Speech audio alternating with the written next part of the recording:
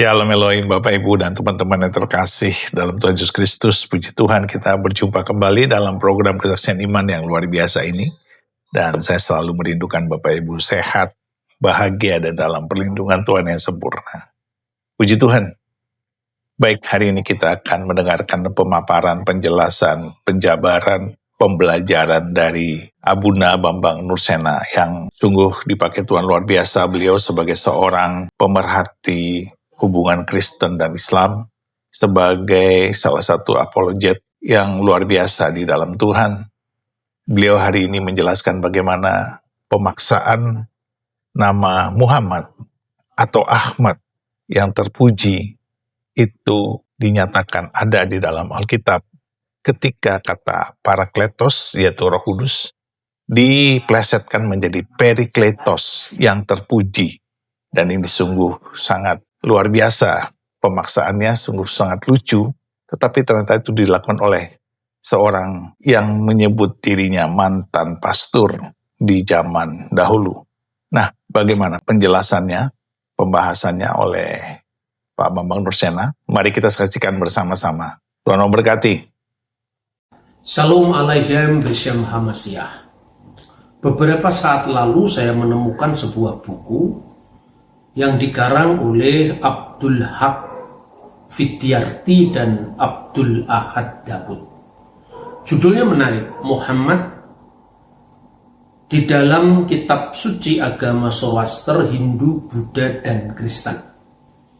Nah, sebetulnya saya sudah lama membaca buku ini. Dulu saya menemukan di salah satu tempat loak buku langganan saya dulu. Judulnya itu adalah Muhammad in the Bible. Tapi buku ini adalah buku terjemahan dari bahasa Inggris. Lalu kenapa saya kemudian tertarik untuk membelinya? Kalau tidak ada catatan dari Profesor Dr. Komarudin Hidayat, mungkin saya tidak beli buku ini. Karena terus terang aja saya itu tidak terlalu tertarik dengan polemik-polemik, debat-debat agama. Karena menurut saya itu bukan situasi Indonesia, itu perdebatan agama, menang kalah, itu bukan suasana Indonesia.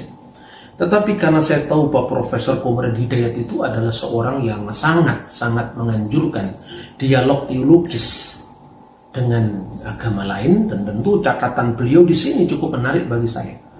Apakah beliau tertarik karena tokoh klasiknya yang bernama Abdul Ahad Daud ini, atau yang lain? Itu yang membuat saya membaca buku ini.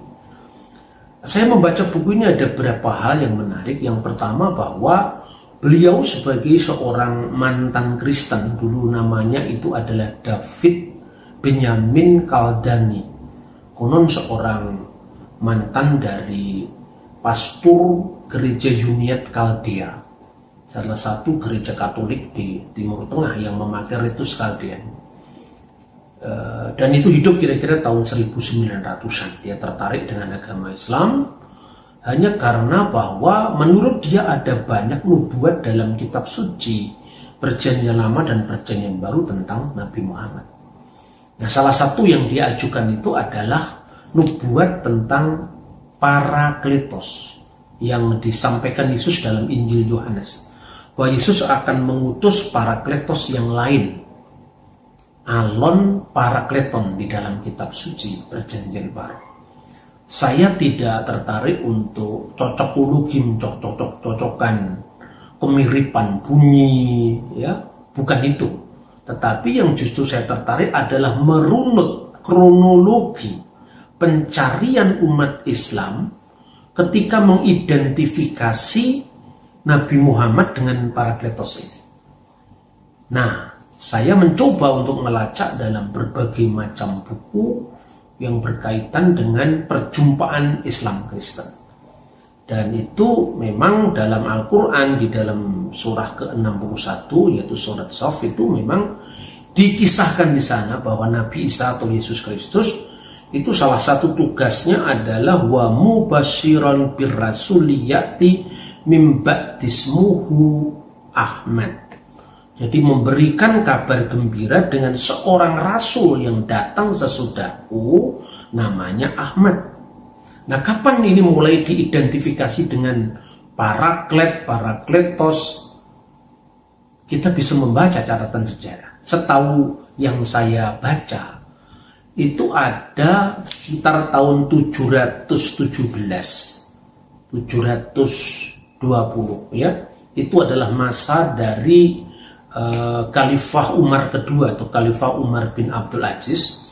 Itu ditemukan surat Kaisar Leo ketiga kepadanya mengenai dialog agama.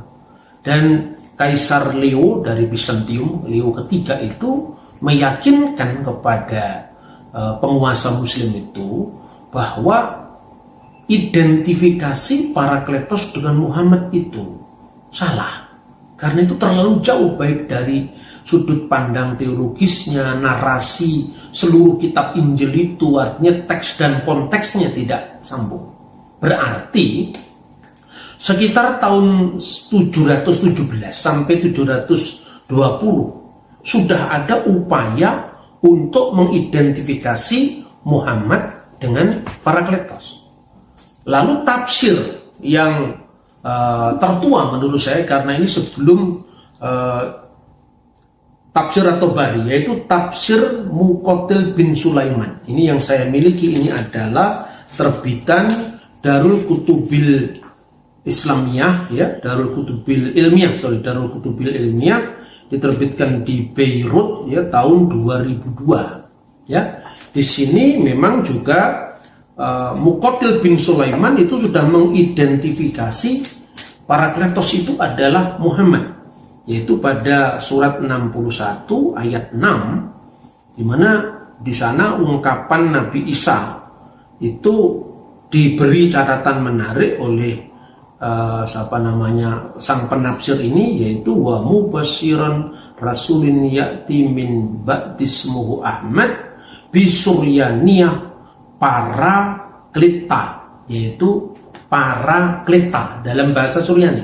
Dan ketika dia menyebut Paraklita dalam bahasa Suryani, tentu kita mengingat adalah teks Alkitab dalam bahasa Suryani, bahasa Aramaik. Ini bahasanya Yesus Kristus, yaitu yang dikenal Pesita. Ya, di sini Ketaba Kadisa, kitab suci Pesita, dan kita bisa menjumpainya. Memang apa yang dimaksudkan itu adalah Paraklita di dalam Injil Yohanes pasal 15, antara lain ayat 26. Di sana disebutkan Maden dita Paraklita haudina mesadar enalehun min luat api ruha disrara, ya, bahwa apabila Parakleta itu datang, yaitu roh kebenaran, ya, yang akan diutus Bapa di dalam namaku, haumen luat api, di mana roh kebenaran itu keluar dari sang Bapa, napek hu naset alai, dia akan bersaksi tentang aku. Jadi sudah ada identifikasi atau upaya mengidentifikasikan itu sejak Kaisar Leo ketiga dalam surat menyuratnya dengan Umar bin Abdul Aziz atau Umar kedua. Lalu tafsir Muqatil bin Sulaiman itu tarikhnya kira-kira tahun 767. Jadi setelah Leo ketiga tadi adalah Muqatil bin Sulaiman.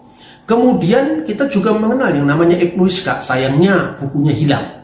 Lalu dalam catatan berikutnya oleh Ibnu Hisham, ya, dalam bukunya yang berjudul Sirah Nabawiyah li Ibni Hisham, ya, di terbitan Darul Fikir Libanon, itu juga disebutkan dalam salah satu babnya yang mengisahkan tentang sifat Nabi Muhammad di dalam kitab Injil. Nah, di dalam teks ini nanti juga disebutkan tentang sifat Nabi Muhammad itu, antara lain disebut al-munhammina. Munhammina itu sebetulnya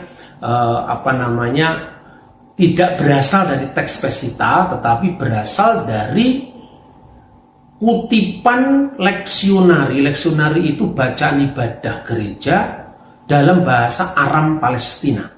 Nah, itu dibuktikan di sana kata Menahem itu kemudian diaksarakan, ditranslasikan dengan minahema. Lalu mungkin saya tidak tahu sumbernya dari mana itu, Ibnu Ishaq kemudian mengalihkan dalam bukunya itu adalah Al-Munhammena. Apa mungkin itu memang sengaja supaya cocok dengan, mirip dengan Nabi Muhammad, ya. Tetapi dia mengutip secara harafiah di situ dari Yohanes pasal 15 ayat 26. Cuma di situ kutipannya juga tidak cocok dengan kutipan Injil manapun yang harafiah bisa dipertahankan. Karena sekalipun ya diakui memang varian teks dalam kitab kuno itu ada di semua kitab kuno lah. Tetapi artinya bahwa di situ sampai ada penggantian misalnya Roh Kudus yang berasal dari Bapa kemudian yang keluar dari sisi Tuhan. Dalam teks Pesita pun juga dikatakan tadi bahwa luat min Abba, jadi keluar dari Bapa.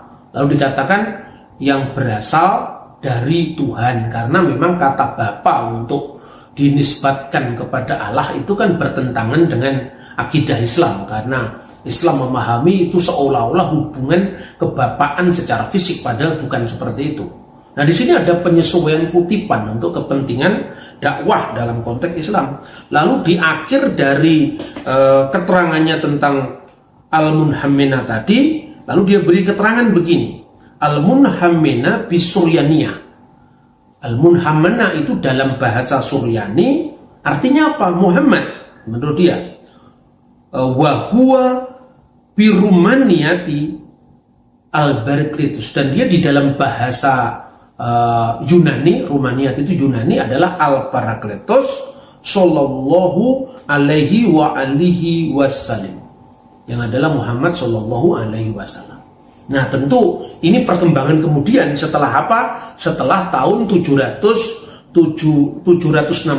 ini kira-kira di atas tahun 800-an. Tetapi untuk masa sekarang saudara-saudara, terlalu mudah kita melakukan identifikasi teks, terlalu mudah. Mungkin pada zamannya David Benyamin Kaldani, ketika kemungkinan kata yang benar dari Parakletos itu bukan Parakletos, tapi Periklitos, untuk memirip-miripkan dengan terpuji Ahmad dan Muhammad. Tetapi untuk sekarang tentu itu sangat mudah di cross check. Misalnya terbitan-terbitan kuno Injil dalam bentuk kodek, misalnya kodek Sinaiticus, kodek Vaticanus, kodek Alexandrinus, kodek Bisai, kodek Ephraimia Scriptus, ini dengan sangat mudah sekarang bisa dijumpai. Misalnya ya ini Bibliorum Sacrorum Graecus Codex Vaticanus. Nah, ini adalah terbitan modern dari teks tulisan tangan yang kemudian dicetak. Tentu orang bisa langsung membandingkan dengan teks Ibrani cetakan huruf modern. Ini belum ada titik komanya. Kalau misalnya mengucapkan enarki in holokos ke holokos in prostontion seperti itu. Begitu juga tentang nubuat Yesus tentang Parakletos tadi. Di semua teksnya berbunyi memang Parakletos, para bukan peri. Misalnya di dalam Yohanes pasal 15 ayat 26 tadi, Hode Parakletos tu pneuma tu akion hu pemsei hu pater en tu onomatimo. Semua ayat berbunyi demikian. Kodek Vaticanus, kodek Ephraim, kodek Alexandrinus, bahkan sebelum kodek. Jadi itu masih dalam bentuk papirus. Misalnya Papirus 66 itu disimpan di Bibliotheca Bodmeriana Switzerland. Itu juga bunyinya seperti itu. Nah, kalau kodek Vatikanus itu tahun 325 dan kemudian P66 itu naskah Injil Yohanes yang disimpan di Bibliotheca Bodmeriana Switzerland, itu uji karbon terakhir ini dari Profesor Kim itu tahun 120. Nah, sementara menurut catatan-catatan Apostolic Fathers, murid-muridnya para rasul sendiri, misalnya Papias, Polikarpus itu sejaman, itu Rasul Yohanes meninggal tahun 96 di Efesus. Berarti hanya ada time gap antara penulisnya yang aslinya dengan naskah tertua yang ditemukannya. itu tidak sampai 24 tahun. Tentu keakuratan teksnya bisa dipercaya, dan semua naskah kuno dari abad kedua, ketiga, keempat sampai kira-kira abad 11, lebih dari 5.000 naskah perjanjian baru yang aslinya semua menyebut Parakletos, tidak ada Perikletos. Kemudian yang kedua, di dalam penerapan ibadat dari abad ke abad, gereja selain punya kitab suci itu adalah punya buku-buku, apa istilahnya itu, liturgi maupun buku-buku hukum gereja, ya hukum kanonik gereja. Misalnya Didaskalia, ada Didaskalia Apostolorum Koptik, Didaskalia Apostolorum Yunani. Didaskalia Apostolorum Koptik itu ditulis tahun 189, ya. Itu pembukaannya menggunakan kata Parakletos dalam pengertian Roh Kudus. Misalnya, ya, ini terjemahan Koptik dari bahasa Koptik, dialek Sahidi ke dalam bahasa Arab. Tertulis begini: Bismillahil-Ab, ya, demi nama Allah Sang Bapa, Dobit Al-Kul, yang menguasai mengendalikan segala sesuatu. Ini terjemahan dari bahasa Yunani Pantokratora. Wa ibnihi, dan putranya Yesus Al-Masih, wa Ruhil Kudus, dan Roh Kudus, bil Baraklit, Parakletos.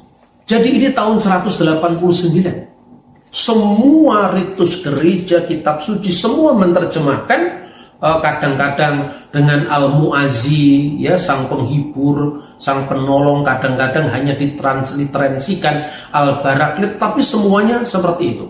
Begitu juga dalam terjemahan Koptik, ya, yang berdampingan dengan bahasa Arab. Untuk Yohanes pasal 15-26 juga diterjemahkan dengan Al-Baraklit. Dan itu artinya adalah Roh Kudus dan tidak memiliki makna lain. Apa itu nabi akhir zaman? Sama sekali tidak ada. Lalu pertanyaan kedua, dari mana asal kata Menahema sebetulnya yang dibaca oleh Ibnu Hisham dengan Al-Menahema tadi? Dari mana asalnya? Karena dari pengharapan Yahudi, pengharapan mesianik Yahudi. Misalnya di dalam kitab Ratapan, ya, kitab Eka, Sefer Eka, kitab Ratapan, pasal 1 ayat 16, itu misalnya disebutkan Kirahat mimeni minahem mesi napsi. Jadi karena sang Menahem itu Kirahat, karena jauh daripadaku, mimeni Menahem mesinapsi, karena jauh daripadaku Menahem yang menghibur jiwaku. Nah, kata Menahem itu di dalam Midrash Ekah Rabbah, ini dokumen Yahudi, ya. Lalu juga ada di dalam Traktat Sanhedrin, khususnya 98a, itu diartikan Menahem itu adalah nama sang Mesias. Jadi nama Raja Mesias yang akan datang. Misalnya, saya ingin membaca Midrash Ekah Rabbah yang sudah saya terjemahkan dalam buku saya ini, yang judulnya Answering the Misunderstanding. Saya baca terjemahan dari Ekah Rabbah itu seperti ini, ya, Ekah Rabbah, Midrash Ekah Rabbah dari pasal 1 ayat 16. Jadi ini tradisi para rabi, bahwa Menahem itu nama Mesias. Dikatakan atas otoritas Nabi Aibu dari penuturan Rabi Yehuda. Nama sang Mesias itu adalah Menahem. Ada seorang Yahudi yang sedang membajak sawah, ketika ada orang Arab lewat, tiba-tiba lembunya berteriak, Yahudi bin Yahudi, sapa orang Arab itu, lepaskan lembumu, lepaskan kukmu, lepaskan bajakmu, karena bait Allah telah dihancurkan. Kok kamu tahu? Tanya Yahudi. Jawab si Arab, lembumu berteriak. Lalu Yahudi tadi melepaskan lembunya sebagai tanda perkabungan. Sementara mereka sedang berbicara, lembu itu berteriak untuk kedua kalinya. Hei Yahudi bin Yahudi, tanya si Arab, ikatlah lembumu, ikatlah kukmu, ikatlah bajakmu, sebab sang Mesias telah lahir. Di mana dilahirkan? Tanya Yahudi. Di ibu kota Bethlehem di wilayah Yehuda. Jawabnya. Siapa namanya? Jawabnya lagi, namanya Menahem. Nah, jadi Mesias itu namanya adalah Menahem. Nah sekarang pertanyaannya, kalau Yesus itu adalah Mesias, di mana Yesus pernah disebut Menahem? Alkitab Perjanjian Lama ini sejak abad ketiga sebelum Masehi di Alexandria diterjemahkan menjadi Septuaginta dalam bahasa Yunani. Dan kata Menahem diterjemahkan dalam Septuaginta dengan Parakletos. Misalnya terjemahan untuk ratapan pasal 1 ayat 16. Misalnya kata Menahem tadi terjemahannya adalah Parakalonme, seakar dengan kata Parakletos. Dan kata Parakletos itu dimanapun juga artinya, baik itu dalam bahasa Ibrani klasik maupun bahasa Ibrani sekarang ini, artinya pembela, penghibur, penolong, pengantara. Mengapa? Di dalam bahasa Ibrani modern, advokat itu disebut dengan Menahem karena dia membela membela kliennya dari tuntutan, dan dia mengantarai para pihak yang bersengketa. Oleh karena itu, kepala kejaksaan dalam bahasa Ibrani disebut paraklet hamekos. Itu kepala kejaksaan. Jadi parakletos, paraklet, Menahem itu memiliki makna pembela. Dan misalnya lagi di dalam kitab Ayub pasal 16 ayat 2. Pasal 16 ayat 2. Jelas di sana disebutkan misalnya di dalam bahasa Ibrani, Samakti keeleh rabot menahame amal kulahem. Kira-kira artinya hal seperti ini sering saya dengar. Penghibur-penghibur, pembela-pembela yang menyakitkan dari kalian semua. Nah, kata Menahem di sini dijumpai dalam bentuk jamak menahame yang diterjemahkan dalam Septuaginta Paraklitosis. Nah, dalam konteks seperti inilah maka Yesus Sang Mesias di dalam 1 Yohanes pasal 2 ayat 1 disebut dengan Parakletos. Apabila kita berbuat dosa, ada Parakliton exomen proston patera Yeson Kriston dikaion, pengantara kita kepada Bapa. Kenapa disebut pengantara? Kenapa disebut pembela? Kenapa disebut penghibur atau penolong? Karena jaksa, pembela, penolong itu kan mengantarai pihak yang bersengketa, para pihak yang bersengketa. Mesias mengantarai kita kepada Allah Sang Bapa. Maka Mesias disebut Parakliton. Nah, dalam konteks ini maka Roh Kudus disebut Alon Parakliton. Dalam Injil Yohanes, kenapa disebut Alon Parakleton? Saudara, di dalam bahasa Yunani ada dua kata yang diterjemahkan dengan lain. Yang pertama Alon atau Alos, Alon Parakleton. Parakletos yang lain, satunya adalah Utros atau Utron. Kata Utros itu lain secara bertentangan, lain secara berhadapan-hadapan, lain secara bermusuhan. Misalnya antara Allah dengan ilah-ilah yang lain. Maka dikatakan dalam kitab Keluaran, kitab Ulangan, kata Ibrani lo yihye lecha Elohim akhirim alpanai diterjemahkan dalam bahasa Yunani untuk kata Elohim akhirim, ilah-ilah yang lain. Jangan ada padamu ilah-ilah yang lain di dalam hadiratku. Kata ilah-ilah yang lain adalah theoi utroi. Begitu juga dalam 1 Korintus pasal 8 ayat 4, di mana tidak ada ilah lain kecuali yang esa. Oudeis theos utros. Di sini utros bukan alos. Utros eimihes yang diterjemahkan dalam Alkitab bahasa Arab la ilaha illallahul ahad. Nah, dalam konteks inilah Roh Kudus disebut penolong yang lain-lain dalam persekutuan. Karena Bapa, Putra dan Roh Kudus itu adalah salasa fi aqonim, tiga di dalam personalitas ilahi. Tentu bukan person dalam pengertian manusia yang terpisah satu sama lain, tetapi di dalam satu zat hakikat yang disebut satu ousia, yaitu Bapa yang adalah wujudnya, Putra adalah firman-Nya yang berada dalam sang wujud yang satu, dan Roh Kudus yang juga berada dalam diri sang Bapa Karena itu kita berdoa dengan Bismil Abi Walibni Warrohil Kudus Al Ilah Wahid, demi nama Bapa dan Putra dan Roh Kudus, Allah yang Esa. Nah, Roh Kudus adalah Alon Parakleton, karena Yesus Sang Mesias adalah Sang Parakletos, Sang Menahem. Kiranya apa yang saya sajikan dari tanggapan terhadap tulisan dari David Benyamin Kaldani ini bisa paling tidak memberikan pencerahan kepada orang Kristen yang imannya sedang dipertanyakan oleh pihak lain. Tuhan memberkati kita. Shalom alaikum Bishem Hamasyah. Puji Tuhan, puji Tuhan, puji Tuhan. Kita semakin dikuatkan, kita semakin diteguhkan. Dan jangan sampai kita diombang-ambingkan oleh pengajaran-pengajaran yang sesat yang memaksakan nama junjungan Nabi Islam ada di dalam Alkitab. Karena itu sesungguhnya tidak pernah ada. Karena tidak masuk di akal ketika Roh Kudus, yaitu roh kebenaran, itu keluar dari Bapa, bahwa itu dinyatakan sebagai roh, bisa diplesetkan menjadi yang terpuji. Parakletos menjadi perikletos. Perikletos dalam bahasa Arabnya Ahmad, lalu menjadi Muhammad. Sungguh sangat lucu, sangat kocak, dan sangat dipaksakan.